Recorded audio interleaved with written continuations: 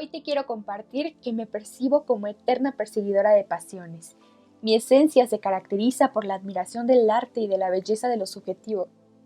Soy coleccionista de elementos pequeños convertidos en tesoros. Indago en la felicidad propia y plena. En el mundo hay millones de saberes desconocidos. Como seres humanos hemos querido dominar cada rincón del planeta. Sin embargo, hay muchos temas que son y seguirán siendo un enigma para nosotros. Por eso, en este podcast, hablaremos de temas comunes y no tan comunes. Yo soy Lula Baby y te invito a quedarte conmigo.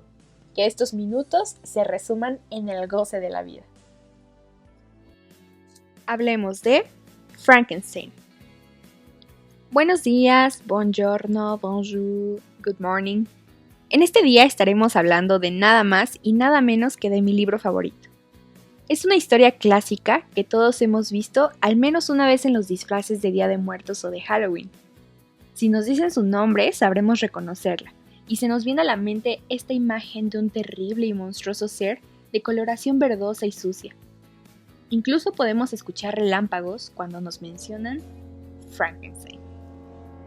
Sin embargo, muchas de las leyendas que creemos conocer solo pasan de boca en boca, pero no nos detenemos a indagar entre sus rasgos más ocultos. Es por eso que hoy te traigo una pequeña reseña, o no tan pequeña, de este libro maravilloso. Bueno, tengo que hacer mención honorífica a mi amiga, que me dejó un comentario en mi anterior y primer podcast. Muchas gracias a todos los que me apoyaron compartiendo o comentando. Igual si gustan dejarme el libro o película de cualquier tema del que quieren que hable, las propuestas son bienvenidas. Bueno, les decía, mi amiga me pidió hablar de este libro y me sentí totalmente entusiasmada al respecto. Ok, la primera vez que lo leí fue a finales de 2018 para la escuela. Sabemos que no es lo mismo consumir relatos por placer que por obligación. No obstante, me fascinó aquella vez y el viernes pasado decidí darle una nueva oportunidad. Las veces que le siguen a la primera siempre van a ser mejores. Hay más conexión entre el libro y tú, tomas notas sobre lo que te parece aún más interesante. Por supuesto que lo ves desde otra perspectiva con base en la suma de experiencias propias, percibes más detalles que antes por el tiempo dejaste pasar y en resumen lo gozas más. Así fue como me ocurrió a mí. Compré en la papelería separadores y terminé con todos de tantas anotaciones que hice a lo largo del libro. Es lo bello de leer en físico. Qué lástima que los libros suelen ser caros. En lo personal, no disfruto mucho de leer en PDF. Sé que tenemos que acostumbrarnos, pero me gusta mucho la magia tangible de las páginas y el roce del lápiz sobre las hojas. Aunque una ventaja suprema del Internet es que tenemos acceso a muchas más historias. En la descripción te dejaré algún link por si deseas leer el libro y no lo tienes a la mano. Ahora sí. Este libro es una historia ficticia, producto de la imaginación de Mary Godwin, o Mary Shelley.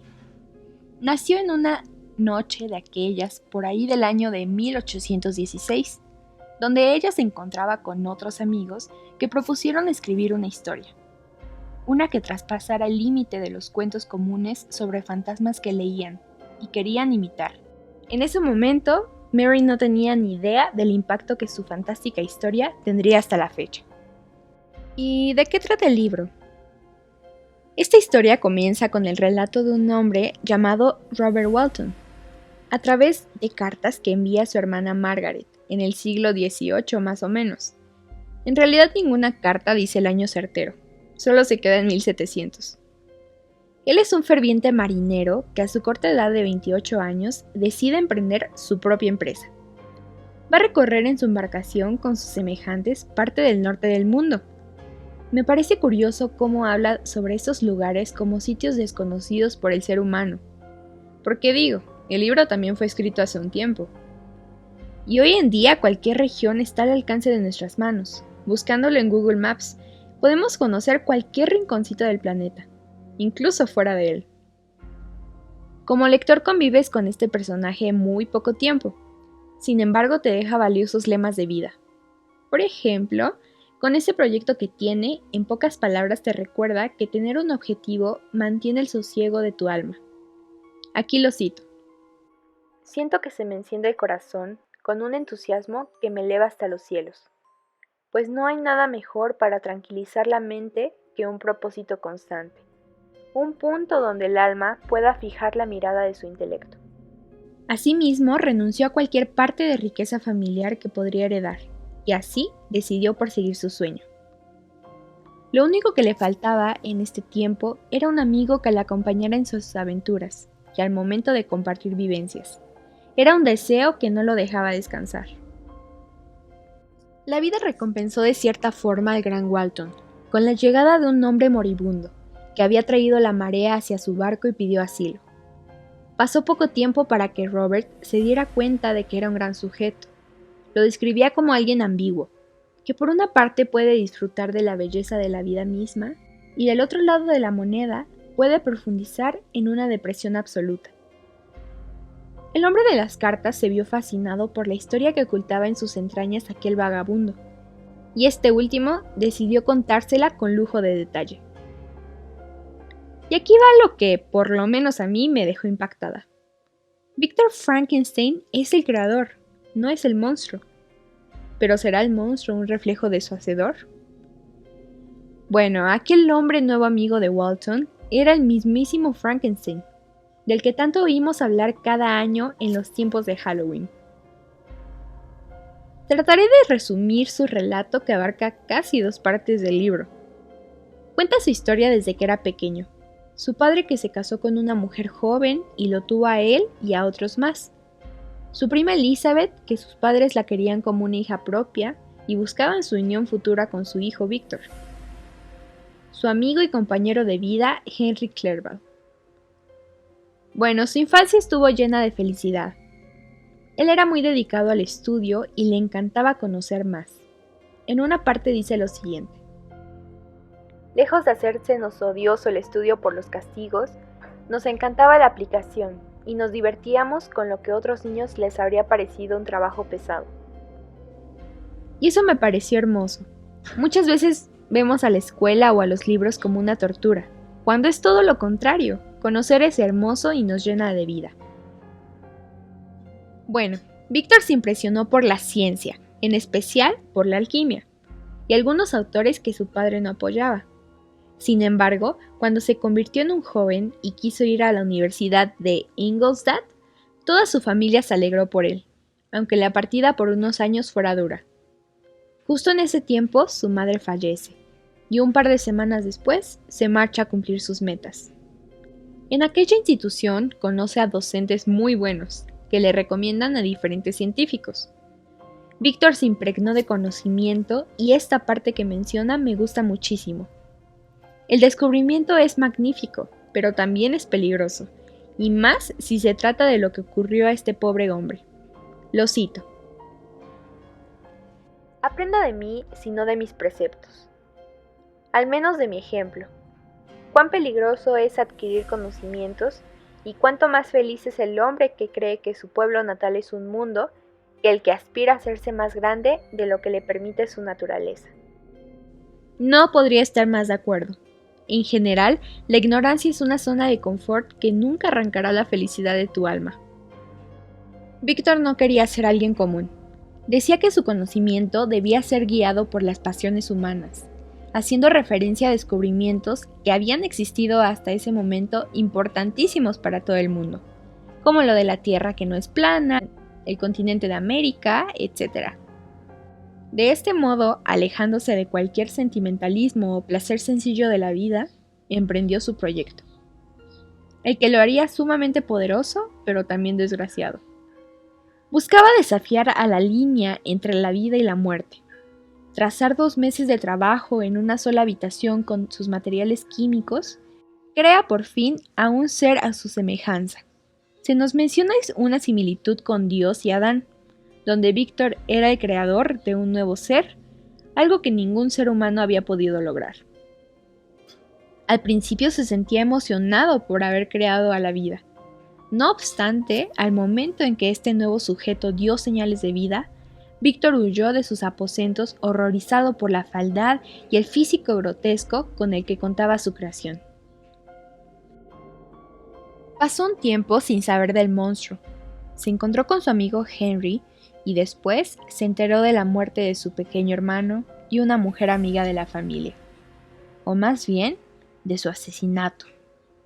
Víctor volvió a su ciudad natal y tenía sospechas, y muy pronto estaría seguro de que aquel monstruo, demonio, su creación, había sido el asesino de 2 seres importantes para él. Esto lo convirtió en un hombre que no lo apaciguaba ni el cielo azul.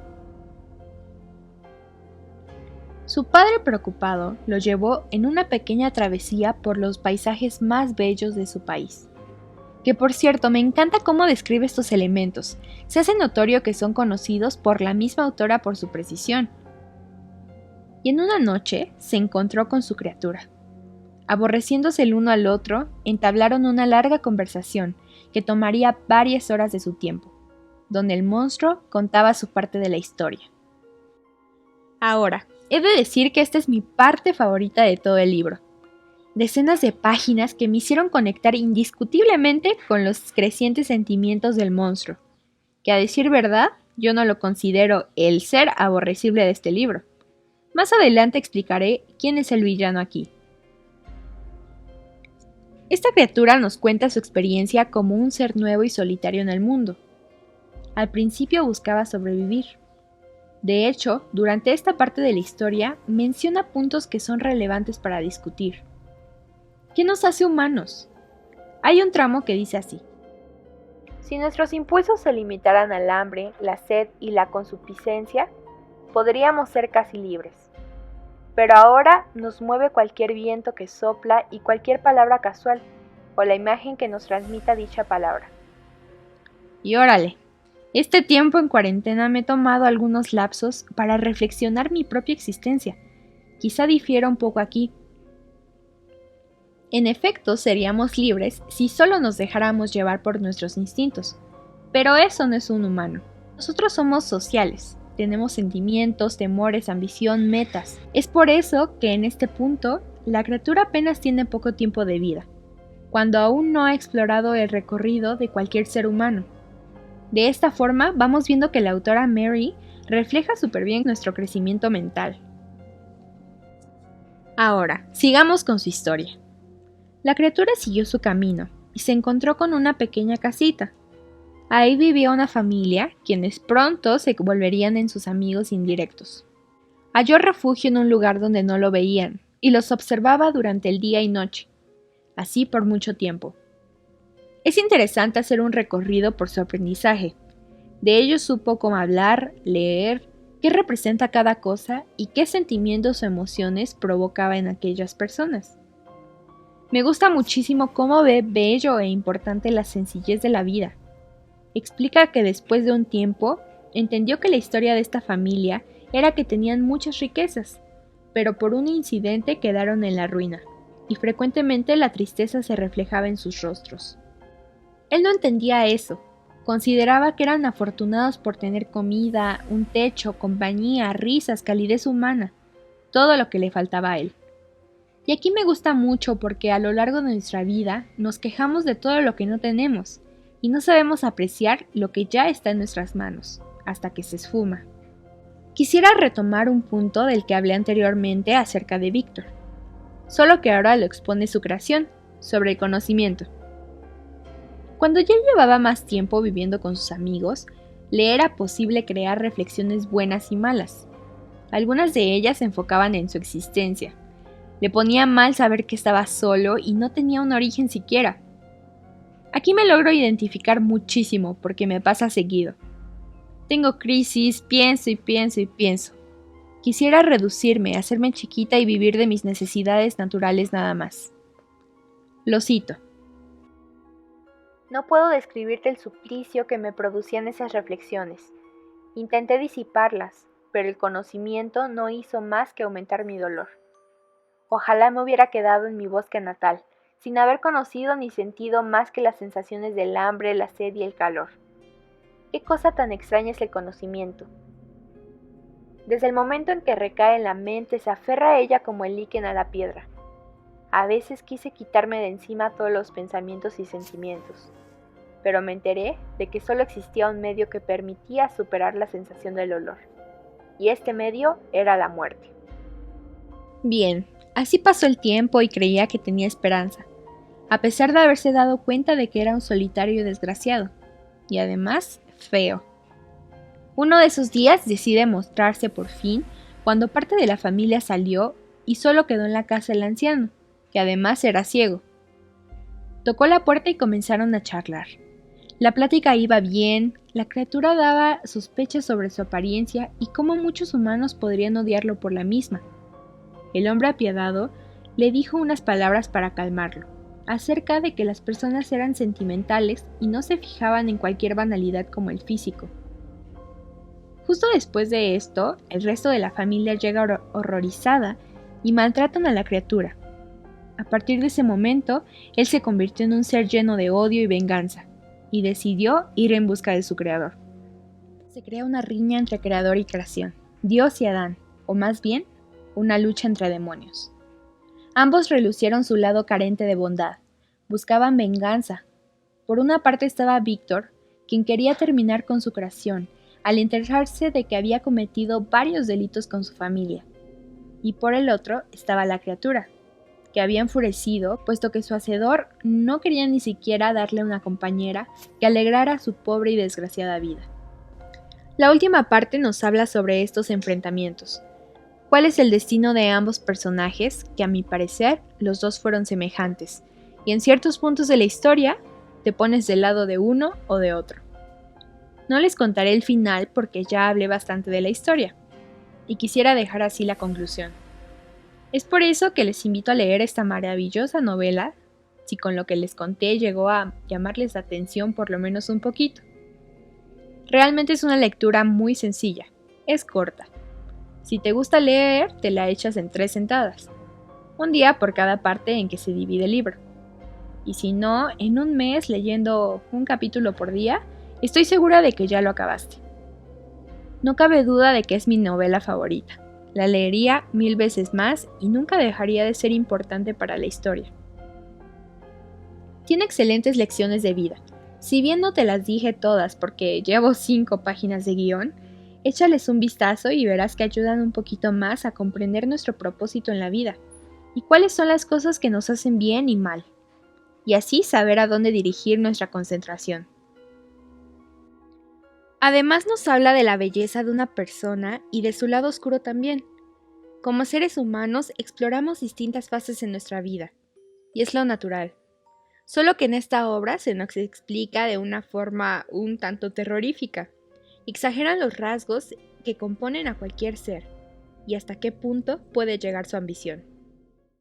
Bueno, con esta conclusión cerramos. No olvides dejarme tus sugerencias para siguientes podcasts. Puedes pedirme que lea un libro, vea una serie, investigue un tema interesante. Gracias a los que me han apoyado. Alguien me pidió que hiciera uno de Orgullo y Prejuicio y estoy segura de que pronto comenzaré a leerlo. Asimismo, para el siguiente miércoles tengo preparado un tema que está muy interesante y espérenlo para la próxima semana. Aquí estaré con ustedes de nuevo compartiéndoles un poquito de mi opinión o de mi conocimiento. No olviden compartirlo si lo creen importante, darme like, suscribirse y dejarme un comentario. Los estaré leyendo. Muchas gracias por sintonizar, espero que hoy seas feliz y gracias por existir.